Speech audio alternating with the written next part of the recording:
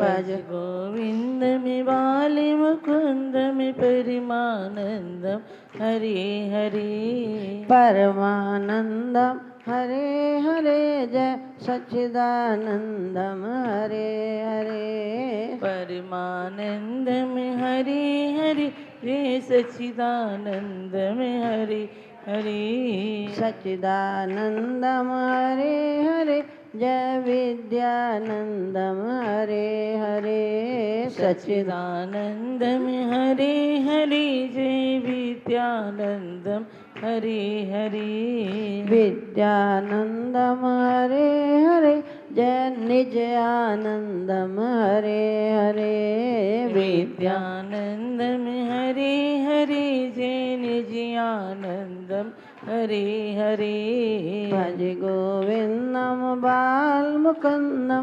परमानंदम हरे हरे भज गो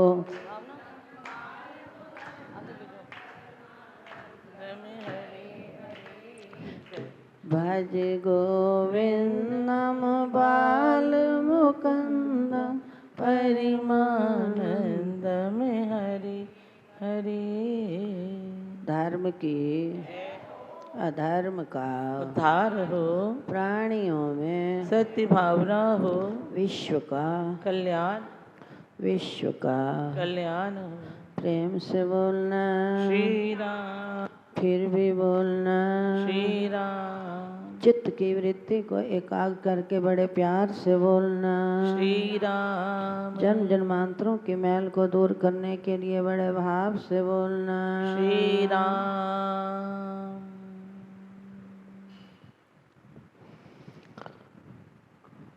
बिना विचारे जो करे सो पाछे पछताए, काम बिगाड़े आपनो जग में होत हंसाए।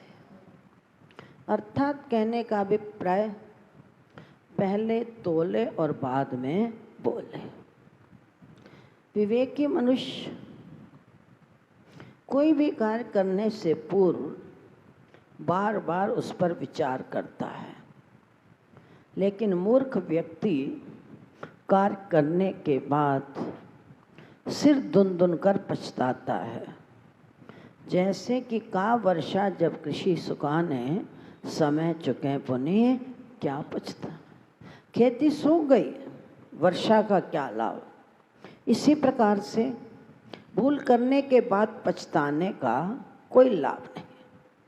और कुछ गलती ऐसी होती है जिसकी हम जीवन भर भरपाई करने का प्रयास करें, वो गलती कभी उस कमी को पूरा कर नहीं सकती है।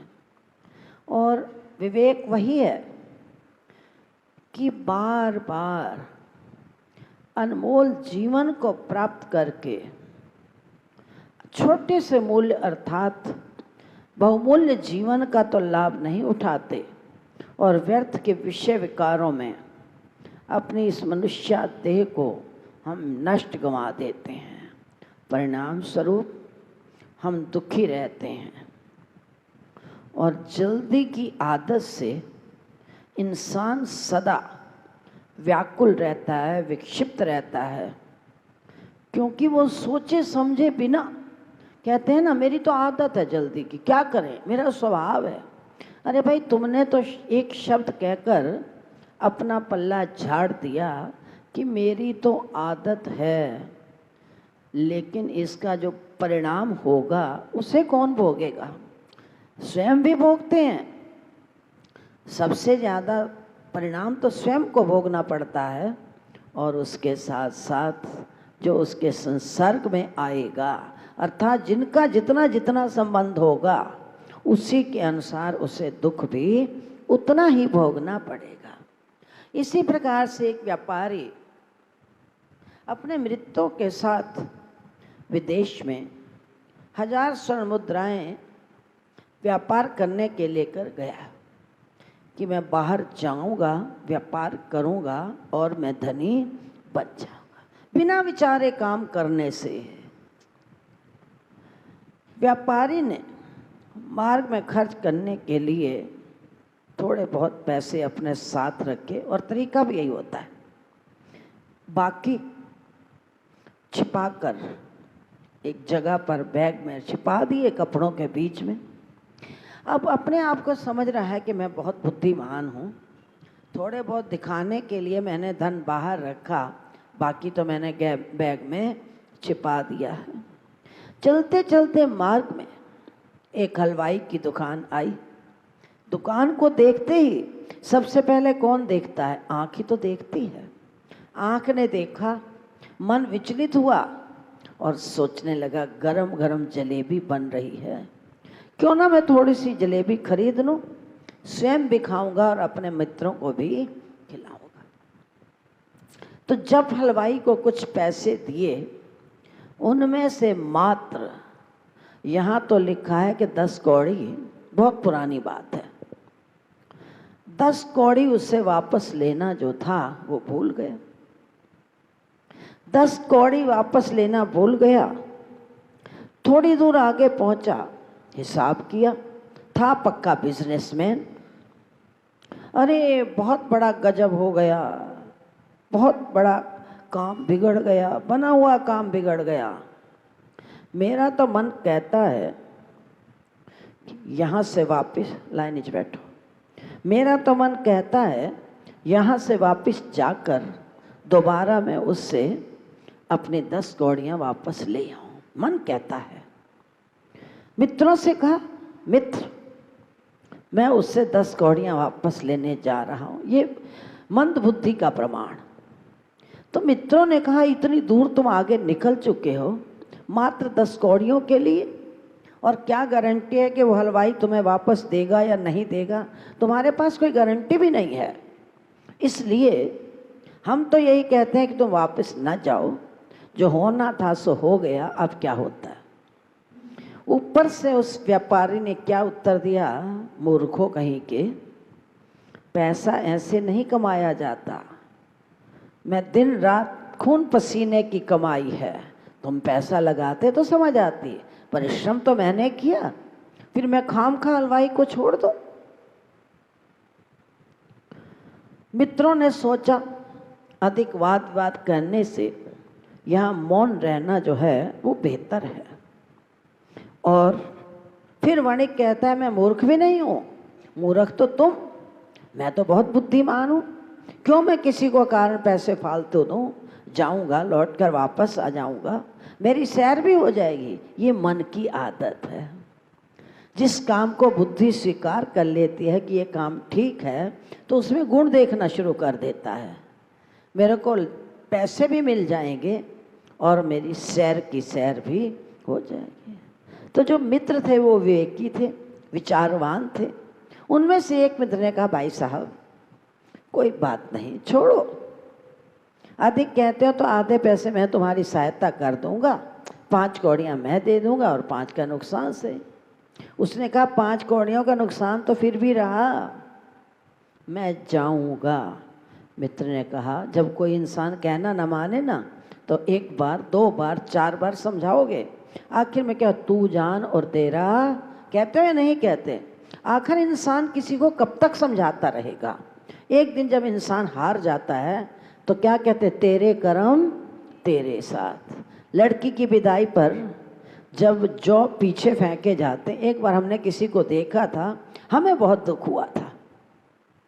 और यही कारण है कि जब जौ पीछे फेंकते हैं तो क्या कहते हैं, बेटी तेरे कर्म तेरे साथ और हमारे कर्म हमारे। ये शब्द देखा जाए तो कितना दर्दनाक शब्द है, पीड़ा होती है हृदय में।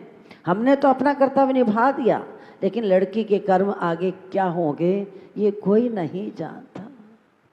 माता पिता अपनी तरफ से अथक प्रयास करते हैं हमारी बेटी सुखी घर में जाए, लेकिन जो उसके भाग्य में लिखा है उसको तो वही प्राप्त होता है ना। मित्र ने कहा, तू जान और तेरा काम जाने, नहीं समझता तो हम इससे अधिक तुझे समझा भी नहीं सकते हैं। अब चलते चलते मन है ना, जब धन अधिक होता है ना तो इंसान को चैन से सोने नहीं देता है।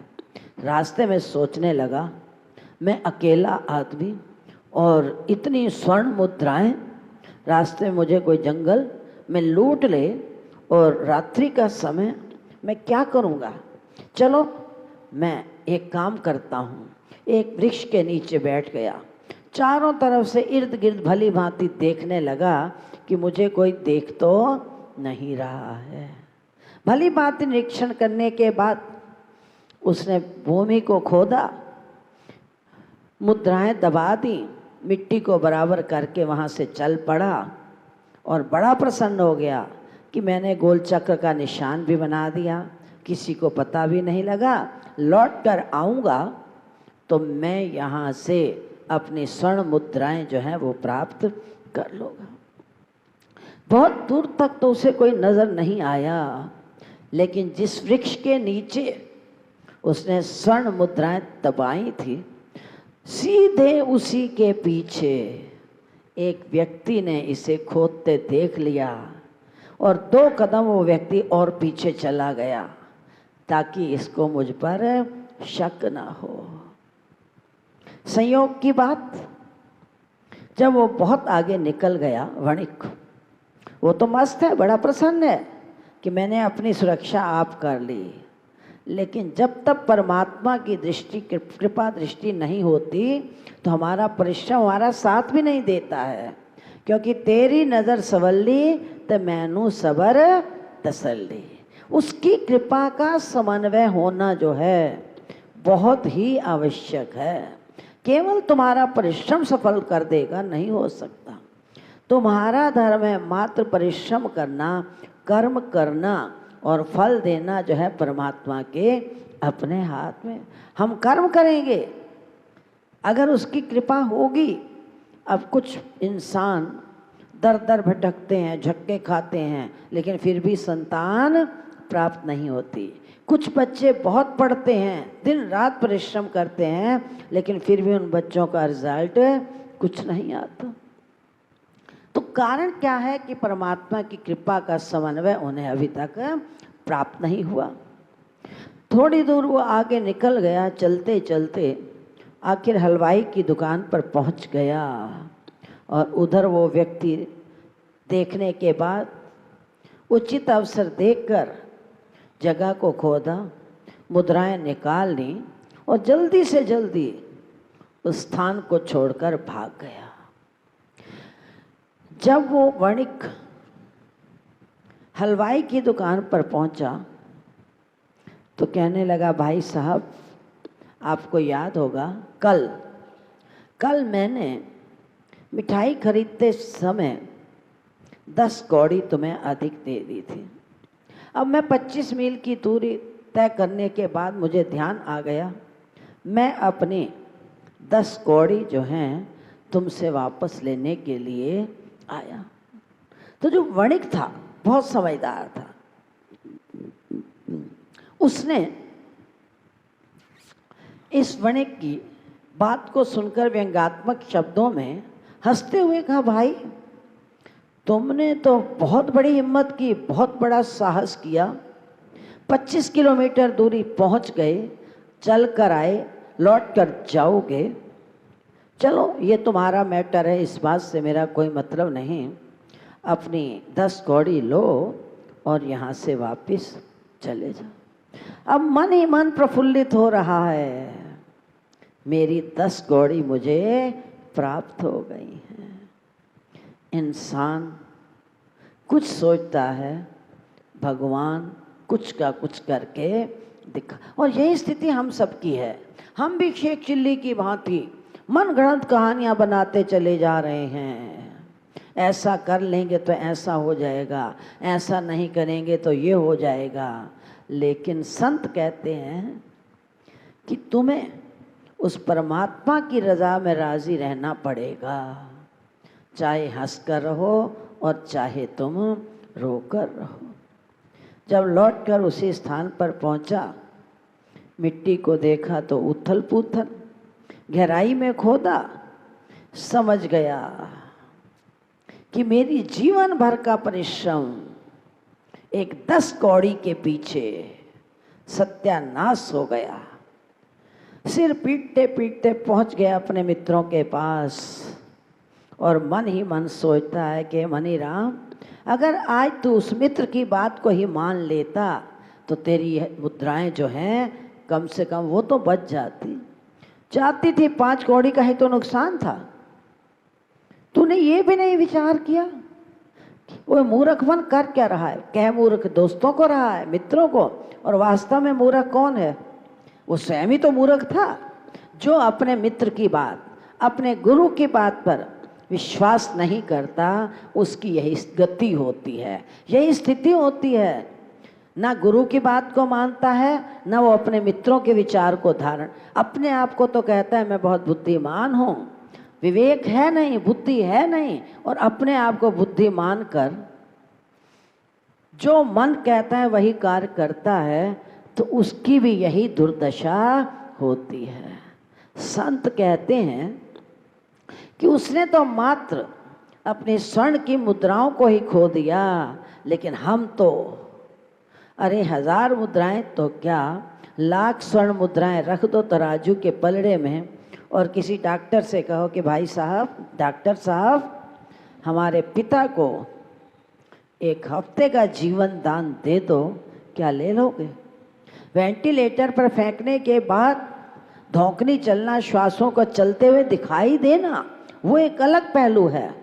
लेकिन जब श्वास निकल गए तो क्या तुम अपने पिता से हिसाब किताब पूछ सकते हो कि पिताजी इतना तो बता के जाओ, क्या लेन देन है? नहीं कर सकते। इसी प्रकार से वो तो केवल स्वर्ण मुद्राएं ही नष्ट हुई हैं।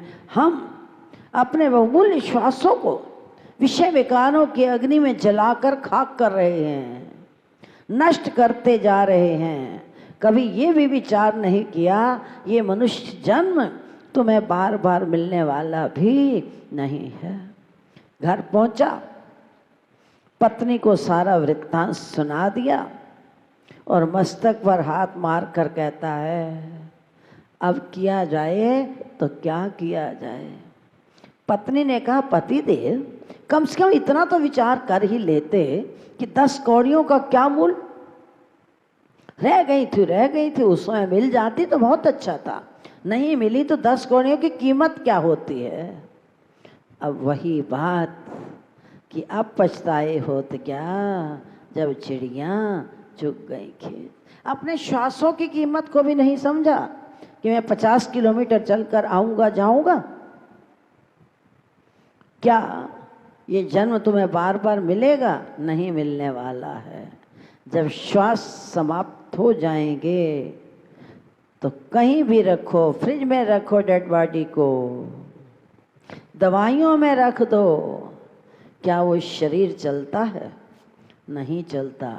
थोड़े ही समय के बाद उस शरीर को जिसने हमने पाला पोसा उसमें दुर्गंधी शुरू हो जाती है। कितनी दवाइयों में कब तक तुम शरीर को संभाल लोगे? क्योंकि विधि का एक अटल विधान। ये जन्म तुझे अनमोल मिला, बर्बाद न कर, बर्बाद न कर।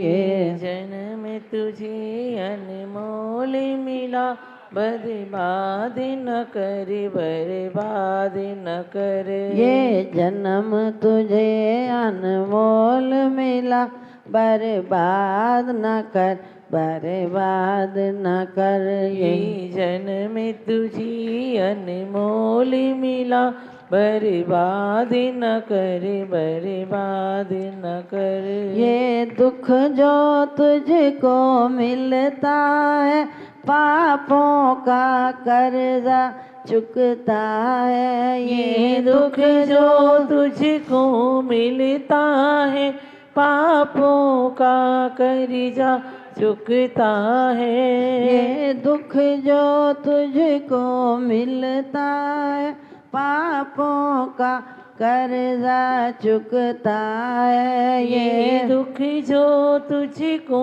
मिलता है, पापों का कर्जा चुकता है। जो पहले दिया वो मिलता है, फरियाद न कर, फरियाद न कर, जो पहले दिया वो मिलता है।